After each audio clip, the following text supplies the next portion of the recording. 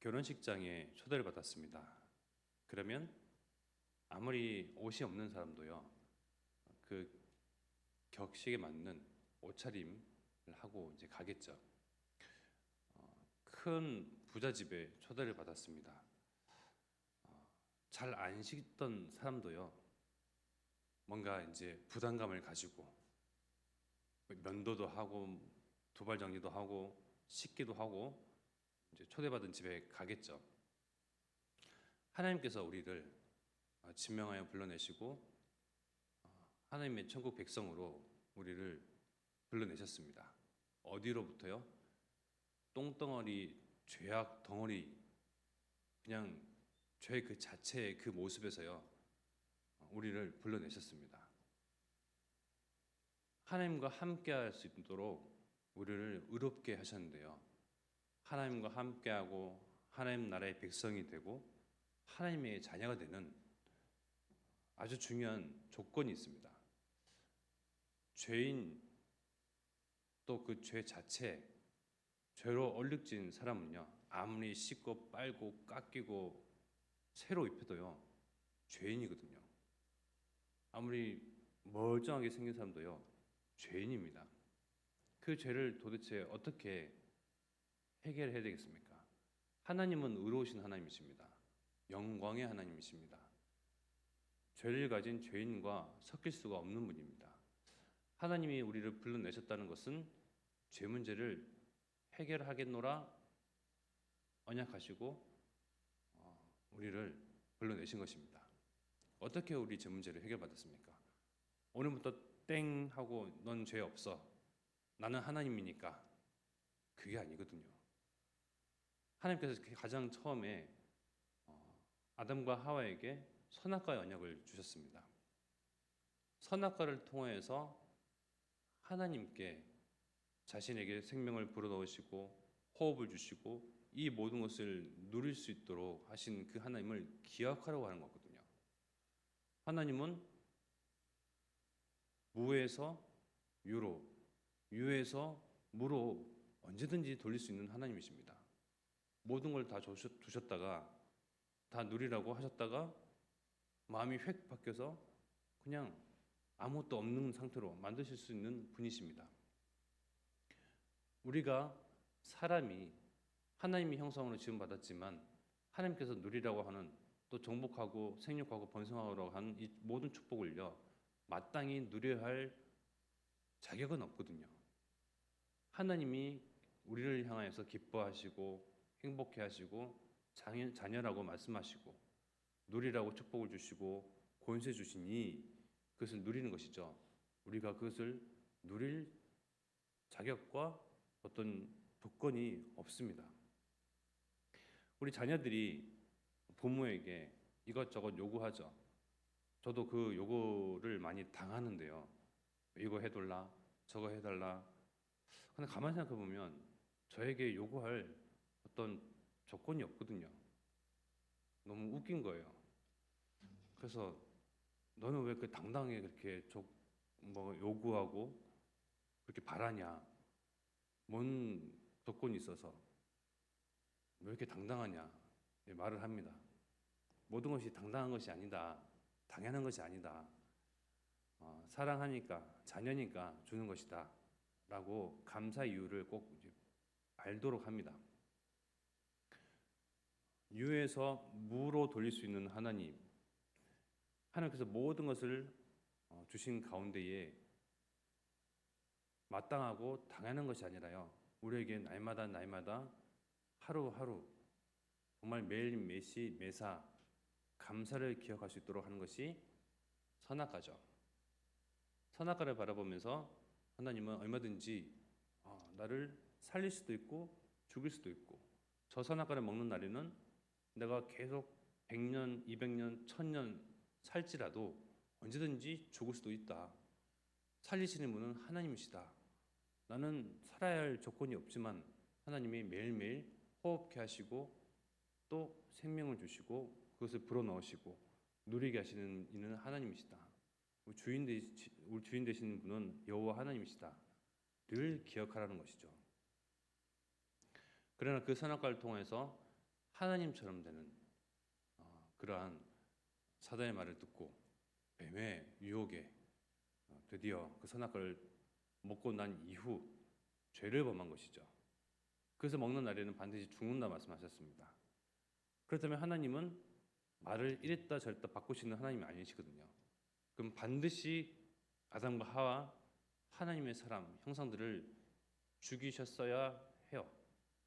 그러나 하나님은 그 죽임을 어떻게 해요? 보류하시죠. 그러나 누군가는 죽어야 하거든요. 누군가는 죽어야 합니다. 죄인은 반드시 죄의 삭은 사망이라 사망 선고를 받은 상태에서 죽어야만 합니다. 그러나 하나님은 사람을 너무나 사랑한 나머지 아담과 하와 또 그 후손들 바로 저와 여러분들을 너무나 귀하게 여기신 나머지 누군가는 죽여야 하는데 하나님이 직접 죽으시기로 하나님의 아들을 직접 희생 제물로 내놓으셨습니다. 창세기 3장 15절 언약이죠. 우리가 피를 볼 때에 뭔가 DNA에 이렇게 각인된 것이요. 피를 보면 어떤 사람들은 막 어지럽다, 어떤 사람들은 공포에 떨기도 하고요. 무섭다 하잖아요. 요즘에 막 이렇게 굉장히 흥행하는 두쫑쿠라는 두바이 쫀득 쿠키라는 그 젊은 사람들이 좋아하는 그 쿠키 있지 않습니까?